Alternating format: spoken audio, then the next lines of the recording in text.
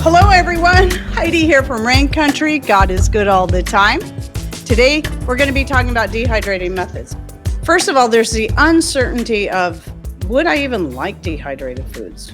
How do I use dehydrated foods? Do I want to invest in a dehydrator just to find out it's not really going to be something I want to use? So is there something else I can do to dehydrate where I don't have to invest in something? Absolutely. So you got to remember that people have been drying foods for centuries, for thousands of years, without the use of electricity or any fancy equipment. So a lot of it was done, as I say all the time, by simply laying or hanging things out in the sun or out to where they can get a lot of air in the wind so that they will dry. And it could be fruits, vegetables, meats, yes, meats, all kinds of foods. I knew that there were such things as dehydrators that people could have at home back when I first started thinking, man, because I've always loved dried fruit, always. And I was thinking, man, it'd be so cool to dry my own fruits and, make my own snacks that way. And so I don't know if I ever looked into them. I don't remember how long ago it was, but I remember thinking they were probably super, super expensive to get a home dehydrator for your foods, electric one. And I don't know. I think I just assumed it was really expensive and never bothered. And then there was the first year that we were married that Patrick got a deer.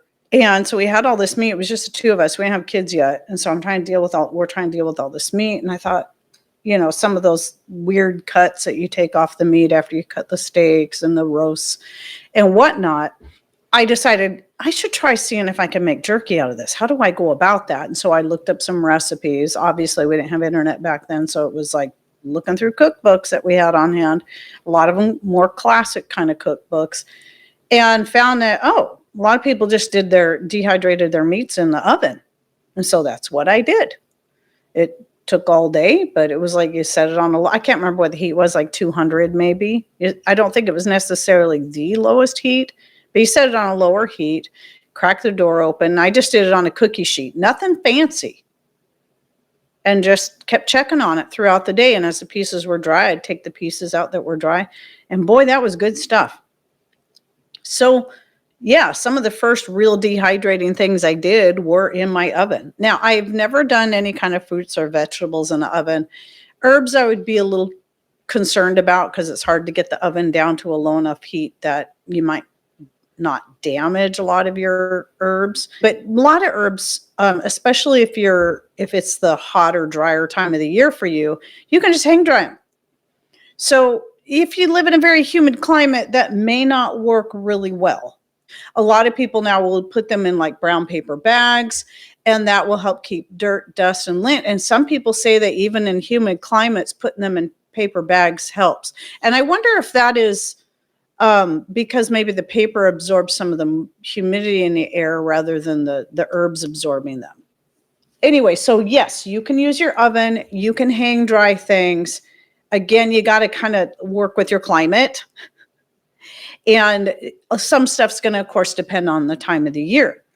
Now, as a lot of you know, Patrick, I had asked him if there was a way he could build for me a dehydrator or a drying rack that I could use on top of the wood stove. So for doing jerky specifically, that way I can make the most of the wood heat in the wintertime and not have to use my oven for that.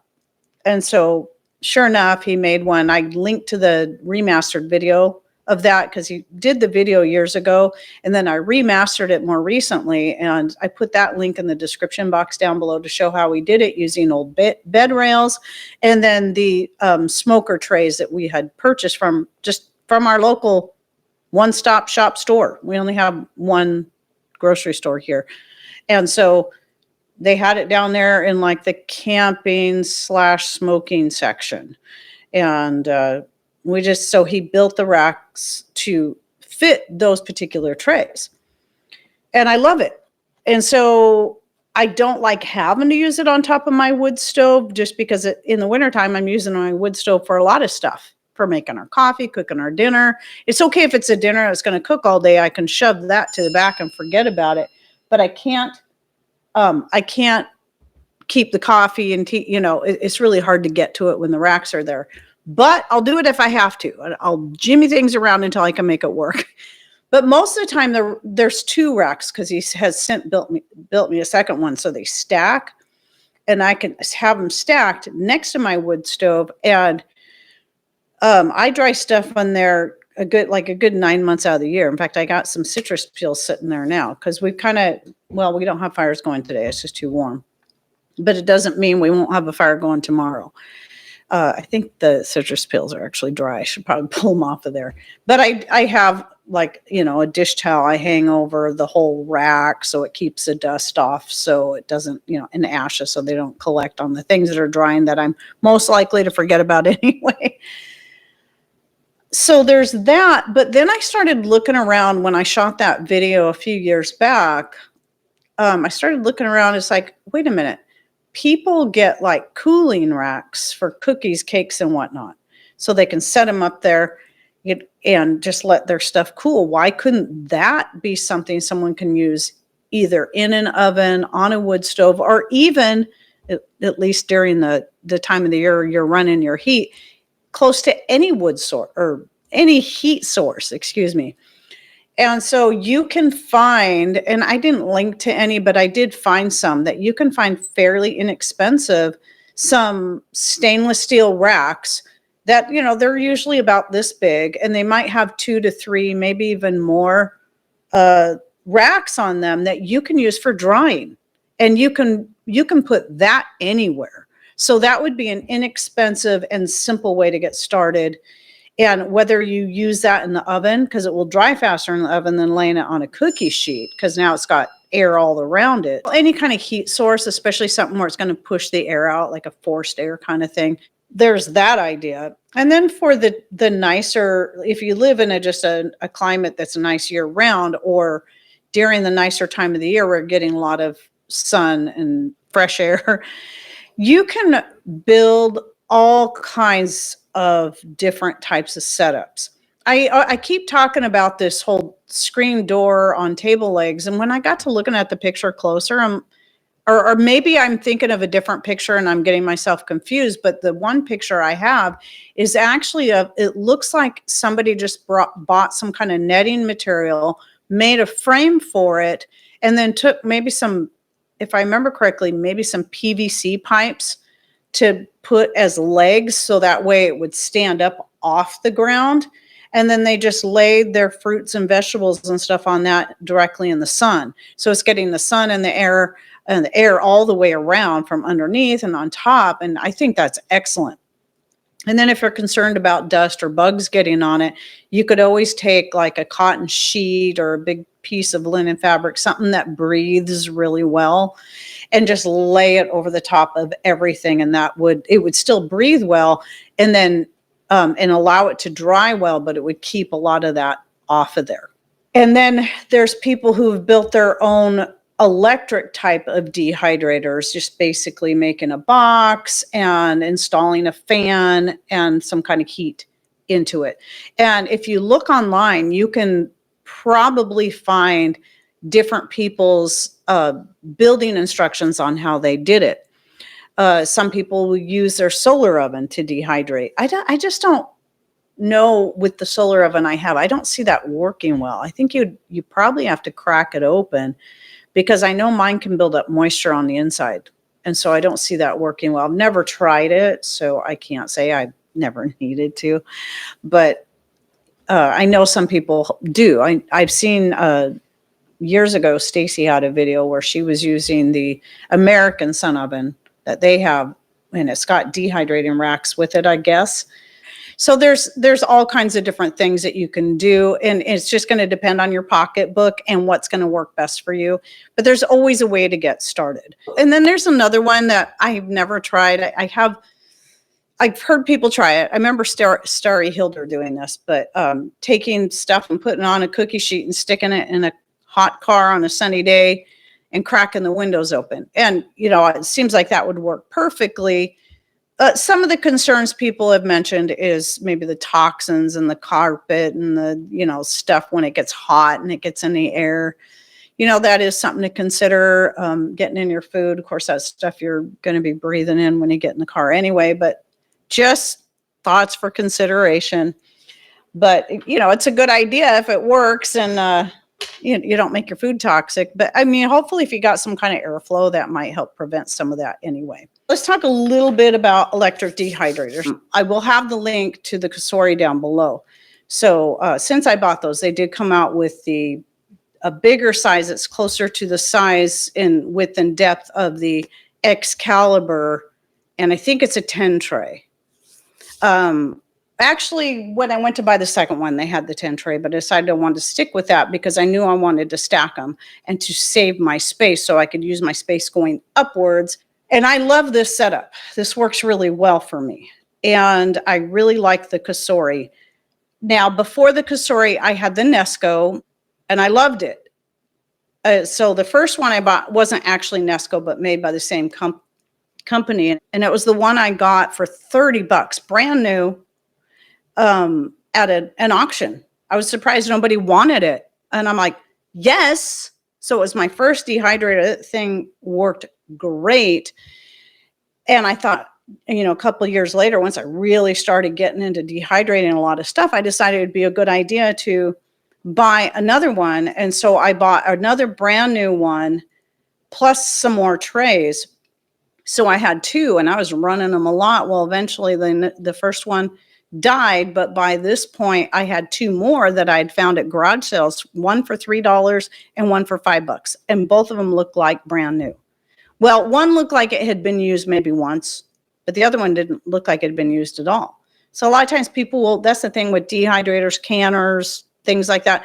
People will buy this stuff with the intention of using it and then never use it. So don't forget to look secondhand for things like dehydrators, canners, and the like, because chances are you might be able to find Facebook Market, if you have Facebook, is a really great place to go because you can look for people who are selling that within a certain radius to your area. You can pick 5 miles, 10 miles, 60 miles, however far you're willing to travel for something. So I had 3 working ones for a while, but then one by one, each of the remaining 3 died. And I decided, you know what, I'm just going to get it. By this point, I'd had the first Cosori to try it.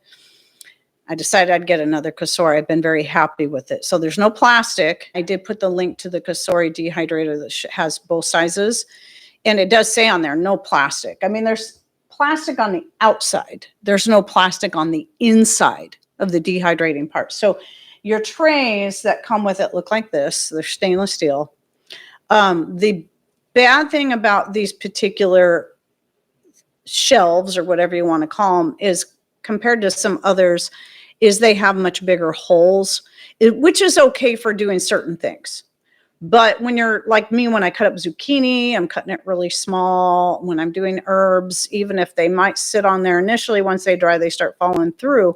So this is why I now use linen. I used to use 100% cotton sheets, but then I started realizing some of that stuff I was getting at garage sales, I couldn't be certain it was 100% cotton.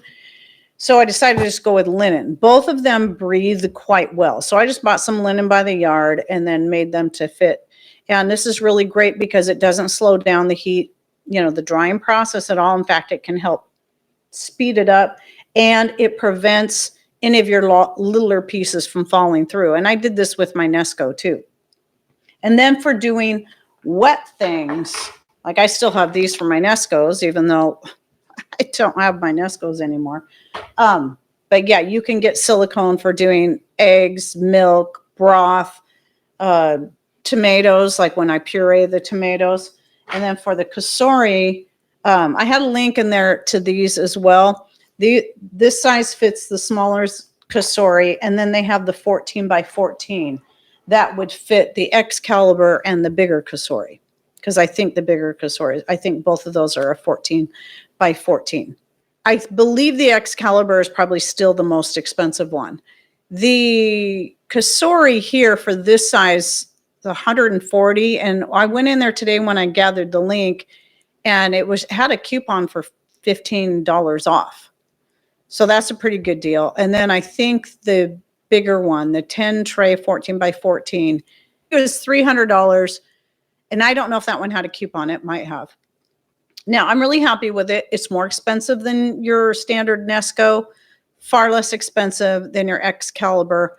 I've never used an Excalibur. I know a lot of people really, really love theirs. The thing with it is if you want stainless steel trays, you got to pay extra. So not only are you paying extra for the Excalibur itself, you're paying extra even more to get the stainless steel trays. Otherwise, you'll get plastic. Where the Cosori it's all stainless steel inside. The Cosori is made in China. Well, I don't know if it still is. At least it was when I bought it. Where the Excalibur is mostly made in the US, but not 100%. Nesco is made in the US mostly, just like the Excalibur. There are parts, components that do come from China. So just a heads up on that, just so you know. And please feel free to share what your dehydrator is, the brand, the style. How do you like it? I know I'm really liking the cabinet style quite a bit. And I like the fact that the Cosori, it's just like a door. You open it like a regular door, unlike the Excalibur, unless they've changed the style where you got to set the door in place. This actually is hinged. It opens and closes. Love it. But let me go back to the Nesco. The nice thing about that is because it's stackable. So you have a cabinet style, but when you have the stackable style, you can do things a little bit differently that you can't really do with a cabinet style. So your cabinet style is going to dehydrate everything at the same temperature at the same time, which is nice. On the other hand, if you're doing something where, okay, I want to dehydrate the golden oregano, which is a little more delicate, but I also want to dehydrate some fruit slices, like apple slices. Well, what you can do is, like my Nesco, some of them have a heat source on the bottom, some of the older ones. Most of them, it's the top piece has the heat and the fan. So what I would do is I would stack things in such a way so that on the top shelf would be the food that would need a higher temperature and take longer to dry, the food or even the herbs. And then down at the bottom shelf were the most delicate things, because by the time the heat travels all the way down, it's not going to be as hot. And those things will, and a lot of times you can get it if you stack it just right. You know how fast different things dry. You can have most of that stuff done at pretty much the same time because of that. Things that dry quickly down at the bottom, things that take longer at the top. Worked really good. That's one thing I do kind of miss about having the stackable. But I do have 2 dehydrators now, so I can, if I'm wanting to run them both at the same time, I can put more delicate stuff in one, and the stuff like I want to set at a higher temperature, because most things I dehydrate at 115. A lot of times meat, potatoes, certain vegetables. I can't remember. Did I dehydrate my apples last year at 125? I might have. 125 is the highest I go anyway. But yeah, so I can do those in different dehydrators and all is good. People want to know the exact amount of time and the exact temperature to set everything, but it's really going to depend on your dehydrator, how you're dehydrating, what you're dehydrating, and even your climate can have a say in how speedy that stuff's going to dehydrate. So if you live in a humid climate, it doesn't matter what. You could set your temperature. You can have the exact same dehydrator, have the temperature set exactly the same. And if you're really humid, your stuff could take longer than mine. If you're really dry, your stuff can dry faster. So it's all your climate does play quite a bit into how fast your stuff's going to dry. So it's really best to just have at least a basic idea, a place to get started, and then go for it, and then keep checking your stuff as you're coming along. So how many trays can be used on one dehydrator? If you mean the stackable ones like the Nesco, well, you can put as many trays as you want on there. But from experience, I found that going more than 8 trays, even 8 trays is a bit much, because what happens is it's going to dry the stuff on the top faster. And the farther down the stuff on the bottom is, the much longer it's going to take to dry. Now, what I would do is I'd take when the stuff on top would get dry, This is why I preferred having several dehydrators going at. I've had as many as 3 going at a time, and then have 4 to 6 trays in them at a time, and then take the top tray off as soon as that stuff in there is dry, and then you set the thing back down. That's going to dry the next one faster, and so on and so forth. Or you can just keep rotating your trays. So hope you enjoyed it. Thank you all so much for coming. Take care and God bless. We'll see ya.